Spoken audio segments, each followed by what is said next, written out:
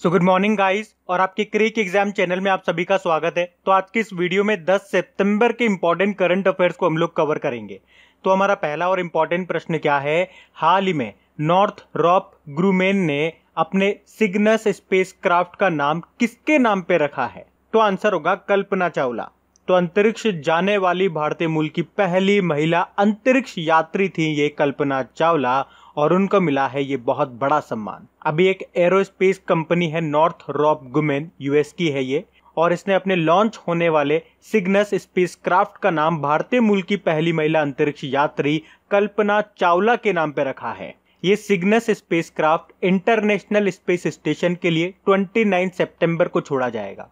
अच्छा, आप सबको ये तो पता है कल्पना चावला पहली भारतीय मूल की महिला थी अंतरिक्ष में जाने वाली। अगर मैं आपसे पूछूं दूसरी कौन है, तो दूसरी कौन है? सुनीता विलियम्स है। बाकी मैरी डब्ल्यू जैक्सन, आपको याद होगा नासा ने अपने मुख्यालय हेडक्वार्टर का नाम मैरी डब्ल्यू जैक्सन के नाम पे रखने की घोषणा की थी। बाकी नैन्सी ग्रेस रोमन, नासा ने अपने नए टेलीस्कोप जिसका नाम है डब्ल्यू फर्स्ट, उसका नाम नैन्सी ग्रेस रोमन के नाम पे रखा है। और रविंद्रनाथ टैगोर, इजराइल ने अपनी तेल अवीव सड़क का नाम बदल करके टैगोर स्ट्रीट रखा था। तो ये भी चीजें आपको याद होनी चाहिए। बढ़ते हैं आगे। फिर है हाल ही में 100 इंटरनेशनल गोल करने वाले दुनिया के दूसरे फुटबॉलर कौन बन गए हैं? तो आंसर होगा क्रिस्टियानो रोनाल्डो। तो क्रिस्टियानो रोनाल्डो ने नेशंस कप में स्वीडन के खिलाफ अपना 100वां इंटरनेशनल गोल पूरा कर लिया है और ये मैच भी पुर्तगाल ने जीता है। और इसी के साथ रोनाल्डो 165 मैच में 101 इंटरनेशनल गोल के साथ दुनिया के दूसरे और यूरोप के पहले खिलाड़ी बन गए हैं। और इस लिस्ट में अगर बात करेंगे टॉप पर कौन है, तो ईरान के अली देई 149 मैच में सबसे ज्यादा 109 इंटरनेशनल गोल के साथ ये टॉप पर हैं। और अगर हम भारतीय फुटबॉल प्लेयर सुनील छेत्री की बात करेंगे तो वो 10वें नंबर पर हैं। उन्होंने टीम इंडिया के लिए 115 मैचेस में 72 गोल किए हैं। और लियोनल मेसी वो सुनील छेत्री से पीछे हैं, उन्होंने 138 मैचेस में 70 गोल किए हैं और उसके साथ वो 17वें नंबर पर है, 17 नंबर पर है। बढ़ते हैं आगे। फिर है हाल ही में किस राज्य सरकार ने देश की पहली एकीकृत एयर एम्बुलेंस सेवा को शुरू किया है? तो आंसर होगा कर्नाटक की सरकार ने। तो अभी कर्नाटक के जो मुख्यमंत्री हैं बीएस येदियुरप्पा, उन्होंने देश की पहली इंटीग्रेटेड एयर एम्बुलेंस सर्विस को शुरू किया है। तो international critical air transfer team, जिसमें आपातकालीन चिकित्सा सेवा विशेषज्ञ शामिल है, और एविएशन टेक्नोलॉजी फर्म कियाती, इन दोनों ने आपस में मिलकर के ये देश की पहली इंटीग्रेटेड एयर एम्बुलेंस सर्विस को शुरू किया है। अब बात कर्नाटक की है तो ये रहा मैप में कर्नाटक, कैपिटल बेंगलुरु है। बेंगलुरु में आपको इन्फोसिस का हेडक्वार्टर मिलेगा, विप्रो का हेडक्वार्टर मिलेगा, हिंदुस्तान एरोनॉटिकल लिमिटेड का हेडक्वार्टर मिलेगा, यहीं पर आपको इसरो का भी हेडक्वार्टर मिलेगा। Silicon valley of India Bengaluru को ही कहते हैं। यहाँ के मुख्यमंत्री हैं बीएस येदियुरप्पा, गवर्नर हैं वाजुभाई वाला। अच्छा, 3 एप्लीकेशन आप कर्नाटक से याद रखो। एक तो आप्त मित्र एप्लीकेशन, कोरोना वॉच एप्लीकेशन और मेघ संदेश एप्लीकेशन। मेघ संदेश एप्लीकेशन ये बेंगलुरु में बाढ़ की चेतावनी के लिए इसको लॉन्च किया था। बाकी जन सेवक योजना शुरू हुई थी यहाँ पे, और एक नमस्ते ओवर हैंडशेक अभियान भी शुरू हुआ था। और बेंगलुरु सिटी कॉरपोरेशन ने प्राणवायु नाम से श्वसन स्वास्थ्य जागरूकता कार्यक्रम भी शुरू किया था। उसके अलावा बेंगलुरु इंटरनेशनल एयरपोर्ट, जिसे केम्पेगौड़ा अंतर्राष्ट्रीय हवाई अड्डा कहते हैं, उसने भी स्काई ट्रैक्स पुरस्कार जीता है। और यही केम्पेगौड़ा अंतर्राष्ट्रीय हवाई अड्डा स्मार्ट ऑटोमेटिक इरिगेशन सिस्टम की तैनाती करने वाला पहला एयरपोर्ट भी बना है। उसके अलावा रनवे के दोनों छोर पर स्वदेशी रूप से विकसित एविएशन वेदर मॉनिटरिंग सिस्टम स्थापित करने वाला ये भारत का पहला हवाई अड्डा बना था। अभी आपको याद होगा कर्नाटक सरकार ने ही 18 जून को मास्क दिवस के रूप में भी मनाया था। उसके अलावा प्रवासी श्रमिकों के लिए ट्रांजिट होम्स बनाएगा कर्नाटक, और कर्नाटक राष्ट्रीय शिक्षा नीति 2020 को लागू करने वाला पहला राज्य भी होगा। और कर्नाटक के हुबली स्टेशन में देश का सबसे लंबा प्लेटफॉर्म बन रहा है, जिसकी लंबाई है 1400 मीटर। अभी इसने किसानों के लिए केशू इंडिया एप्लीकेशन को भी लॉन्च किया था और स्किल कनेक्ट फोरम पोर्टल भी लॉन्च किया था। उसके अलावा हथकरघा बुनकरों के लिए नेकरा सम्मान योजना भी शुरू किया था। कर्नाटक में ही आपको मिलेगा एक न्यूक्लियर पावर प्लांट, जिसको कहते हैं कायगा न्यूक्लियर पावर प्लांट। ये एग्जाम में पूछा जाता है, इसको याद रखना। और बांदीपुर नेशनल पार्क मिल जाएगा आपको यहाँ पे, Anshi national park, Bannerghatta national park, Nagarhole national park, ये सब आपको यहीं पे मिलेंगे, तो ये याद रखना। बढ़ते हैं आगे।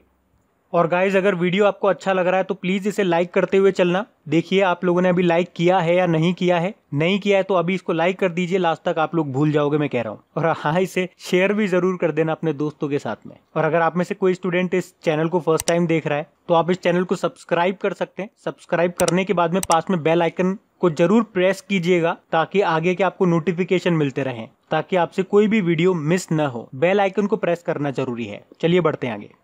फिर हाल ही में यूएस ओपन 2020 में किस टेनिस स्टार को अयोग्य घोषित किया गया? तो आंसर होगा नोवाक जोकोविच को। तो नंबर 1 टेनिस प्लेयर है ये नोवाक जोकोविच, और अभी इन्हीं को हाल ही में चौथे दौर में चल रहे 2020 यूएस ओपन से अयोग्य घोषित कर दिया गया। एक्चुअली इन्होंने मैच के दौरान एक टेनिस गेंद गलती से एक लाइन जज को मार दी थी। उसके बाद रेफरी ने उन्हें ग्रैंड स्लैम नियमों के अनुसार अयोग्य घोषित करने का फैसला किया। अच्छा, एक प्रश्न मेरा आप लोगों से रहेगा, ये जो नोवाक जोकोविच है ना, ये किस देश के हैं ये आपको बताना है। अच्छा, ये तो है टेनिस प्लेयर, आपको एक टेबल टेनिस प्लेयर का नाम जरूर याद रखना है। चलो ये भी प्रश्न मेरा आपसे रहेगा, उन टेबल टेनिस प्लेयर को अभी राजीव गांधी खेल रत्न पुरस्कार मिला था, उनका नाम आपको बताना है। और राजीव गांधी खेल रत्न पुरस्कार से एक और प्रश्न सुन लो आप, अभी इसकी जो विजेता राशि है वो बढ़ा करके कितनी कर दी गई? पहले 7.5 लाख रुपए मिलते थे, अब कितने मिल रहे हैं? तो 3 प्रश्न पूछ लिए इस एक प्रश्न में मैंने आपसे। अब देखना यह है कि इन 3 में से आपको कितने आते हैं। बढ़ते हैं आगे। फिर है भारत ने इजराइल और किस देश के साथ 5G संचार नेटवर्क के लिए समझौता किया है?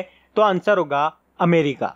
तो अभी भारत, इजराइल और अमेरिका ने वर्चुअली एक शिखर सम्मेलन का आयोजन किया, और इस समिट के दौरान, इस शिखर सम्मेलन के दौरान इन देशों ने 5G तकनीक में एक साथ काम करने का फैसला किया है। अब बात अमेरिका की है तो ये रहा मैप में अमेरिका, कैपिटल वॉशिंगटन डीसी है, प्रेसिडेंट हैं डोनाल्ड ट्रंप, कौन से नंबर के हैं? 45वें नंबर के, और इनकी वाइफ का नाम है मेलानिया ट्रंप। और इनके ऊपर अभी एक बुक लिखी गई थी जिसका नाम है the art of her deal, the untold story of Melania Trump. किसने लिखी? मैरी जॉर्डन ने लिखी है। आपको याद होगा अभी अमेरिका ने ओपन स्काईज ट्रीटी से अलग होने की घोषणा कर दी थी, WHO से तो ये अलग हो ही गया है। उसके अलावा G7 आर्टिफिशियल इंटेलिजेंस समूह में शामिल होगा अमेरिका। उसके अलावा अभी अमेरिका ने चंद्रमा का पहला डिजिटल एकीकृत भूवैज्ञानिक नक्शा यूनिफाइड जियोलॉजिकल मैप को लॉन्च किया। अभी यूएसए क्रिकेट टीम के कोच बने जे अरुण कुमार, और अभी अमेरिका में भारतीय राजदूत बने थे, एम्बेसडर बने थे तरनजीत सिंह संधू। अभी आपको याद होगा अमेरिका ने अपराध को कंट्रोल करने के लिए ऑपरेशन लीजेंड भी शुरू किया था। और अभी भारत ने अमेरिकी नौसेना के साथ हिंद महासागर में पैसेक्स यानी कि पैसेज एक्सरसाइज किया था। तो इतना आप अमेरिका से याद रखना। बढ़ते हैं आगे। फिर है हाल ही में किस बैंक ने सिग्नेचर वीजा डेबिट कार्ड को लॉन्च किया? तो आंसर होगा बैंक ऑफ इंडिया ने। तो अभी बैंक ऑफ इंडिया ने अपने 115वें स्थापना दिवस पर बैंक ऑफ इंडिया के ज्यादा इनकम वाले जो कस्टमर्स हैं, मतलब एवरेज 10 लाख रुपए या उससे ज्यादा का तिमाही औसत बैलेंस, एवरेज बैलेंस बनाए रखने वाले जो लोग हैं, जो यूजर्स हैं, उनके लिए एक अंतरराष्ट्रीय संपर्क रहित debit card signature visa debit card launch किया है। किसने? बैंक ऑफ इंडिया ने। अच्छा, बैंक ऑफ बड़ौदा भी न्यूज में था। एक तो इसने अपनी लोन प्रोसेस को पूरी तरह से डिजिटल बना लिया, उसके अलावा इसने अभी इंस्टा क्लिक सेविंग अकाउंट को भी लॉन्च किया था। ICICI बैंक अभी बहुत इंपॉर्टेंट कारण से न्यूज में था, किसानों की क्रेडिट योग्यता का आकलन करने के लिए सैटेलाइट डेटा का उपयोग करने वाला पहला बैंक बना ये। HDFC बैंक अभी किसानों के लिए ई किसान धन एप्लीकेशन को लॉन्च किया था। उसके अलावा वैसे अभी इसके नए MD/CO भी बन गए हैं, शशिधर जगदीशन नाम है। बाकी बैंक ऑफ इंडिया की बात कर लें तो स्थापना 1906 में हुई। मुंबई में मिल जाएगा हेडक्वार्टर। इसके MD/CO है अतनु कुमार दास। अच्छा, अतनु कुमार दास से आपको जरूर कुछ याद आता होगा, अभी कुछ समय पहले ही हमने पढ़ा था। जनरल कॉर्पोरेशन ऑफ इंडिया के डायरेक्टर बने थे ये अतनु कुमार दास। बाकी इसकी टैगलाइन क्या होती है? Relationship beyond banking. बढ़ते आगे। फिर है हाल ही में प्रधानमंत्री नरेंद्र मोदी ने कहां पे पत्रिका गेट का उद्घाटन किया? तो आंसर होगा जयपुर में। तो अभी प्रधानमंत्री नरेंद्र मोदी जी ने वीडियो कॉन्फ्रेंसिंग के जरिए राजस्थान की राजधानी जयपुर में पत्रिका गेट का उद्घाटन किया है। ये जो पत्रिका गेट है इसका निर्माण जयपुर के जवाहरलाल नेहरू मार्ग के पत्रिका समाचार समूह ने किया है। और इसके अलावा प्रधानमंत्री नरेंद्र मोदी जी ने राजस्थान पत्रिका के प्रधान संपादक और पत्रिका समाचार समूह के अध्यक्ष गुलाब कोठारी के द्वारा लिखी गई 2 बुकों को भी लॉन्च किया है, जिनके नाम है संवाद उपनिषद और अक्षय यात्रा। ये जो पत्रिका गेट है ना, ये एक स्मारक है जो राजस्थान की संस्कृति, उसकी विरासत और स्थापत्य शैली को दर्शाता है। ये जयपुर का दक्षिणी द्वार है। अब बात राजस्थान की है तो ये रहा मैप में राजस्थान, कैपिटल जयपुर है। जयपुर को पिंक सिटी बोलते हैं और अभी जयपुर को ही वर्ल्ड हेरिटेज साइट का दर्जा भी मिला था। और जयपुर में ही बनेगा विश्व का तीसरा सबसे बड़ा स्टेडियम जिसकी कैपेसिटी होगी 75,000। राजस्थान के मुख्यमंत्री अशोक गहलोत और यहाँ के गवर्नर हैं कलराज मिश्र।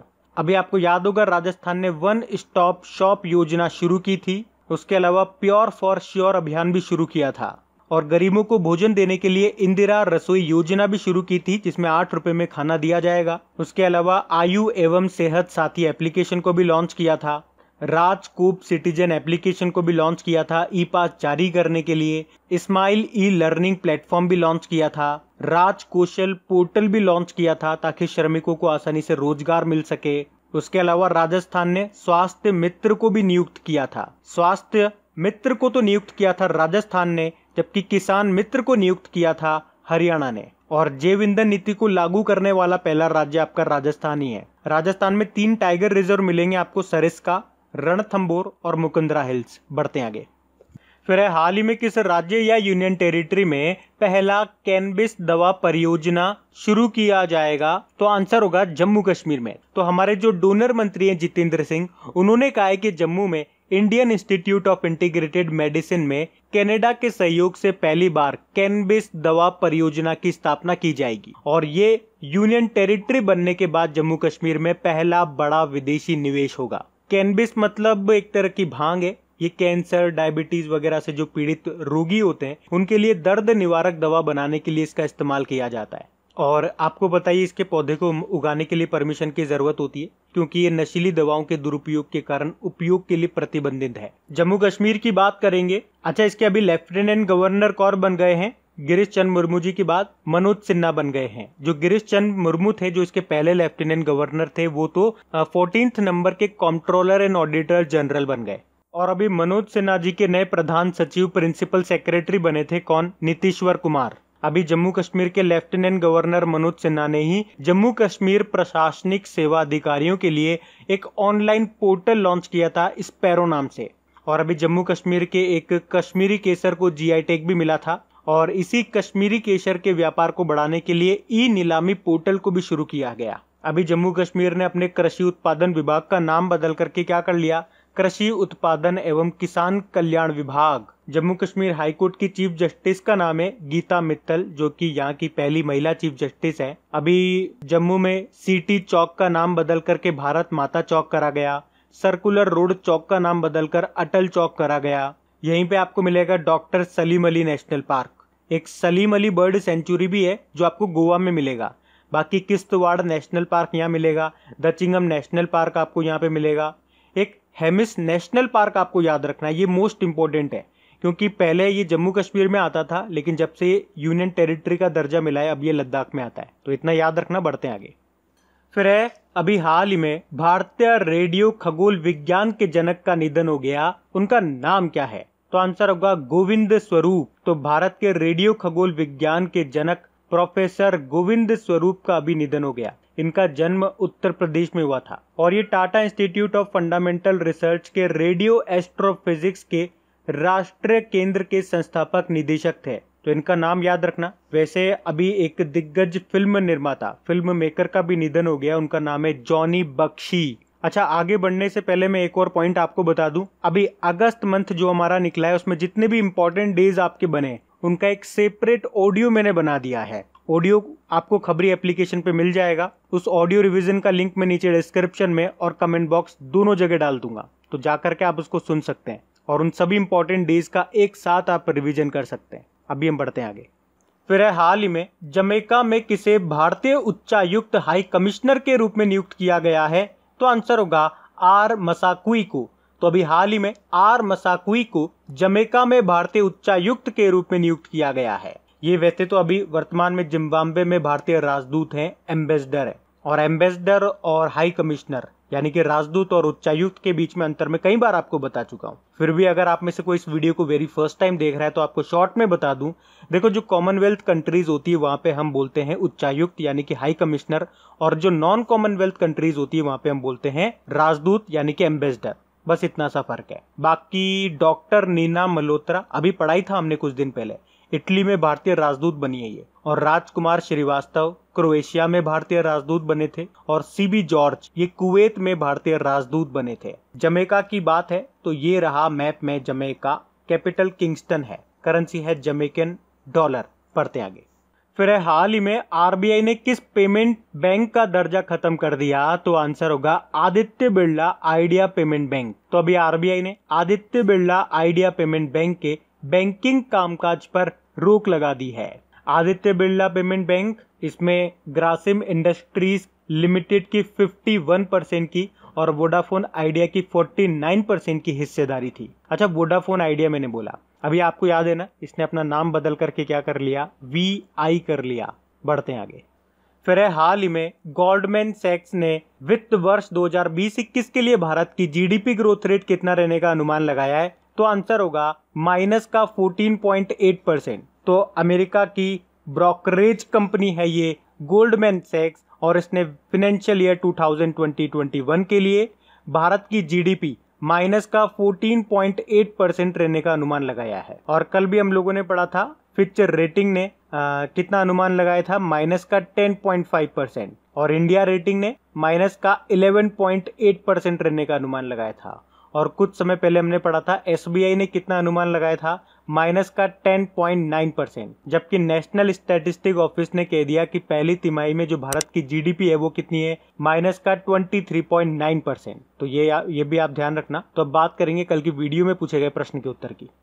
तो कल की वीडियो में आपसे पूछा गया था, द कॉमनवेल्थ ऑफ क्रिकेट नाम की बुक को किसने लिखा है? तो आंसर होगा रामचंद्र गुहा ने। तो आप सभी ने प्रश्न का बिल्कुल सही उत्तर दिया है। और गाइज, अगर वीडियो को आपने अभी तक लाइक नहीं किया है तो प्लीज वीडियो को लाइक जरूर कीजिएगा अगर आपको ये पसंद आता है तो, और इसे अपने दोस्तों के साथ में शेयर जरूर कीजिएगा।